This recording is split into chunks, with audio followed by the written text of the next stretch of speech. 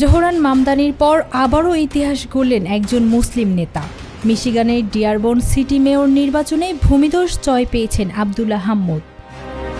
অনানুষ্ঠানিক ফলাফল অনুযায়ী ডেমোক্রেটিক পার্টির এই তরুণ নেতা আব্দুল্লাহ হাম্মুদ পেয়েছেন প্রায় 18,531 ভোট, যেখানে তার প্রতিদ্বন্দ্বী নাগে আলমুদিকে পেয়েছেন মাত্র 7,294 ভোট, অর্থাৎ হাম্মুদের ভোটের হার প্রায় 71%।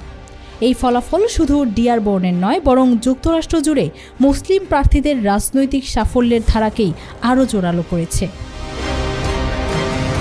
লেবানিজ অভিবাসী বাবা মায়ের সন্তান আব্দুল্লাহ হাম্মুদ 35 বছর বয়সেই তিনি ডিয়ারবনের উন্নয়নে এক নতুন দৃষ্টান্ত স্থাপন করেছেন। পার্ক উন্নয়ন, জননিরাপত্তা বৃদ্ধি এবং গত 15 বছরের মধ্যে সর্বনিম্ন কর হার নিশ্চিত করেই তিনি নাগরিকদের আস্থা অর্জন করেছেন।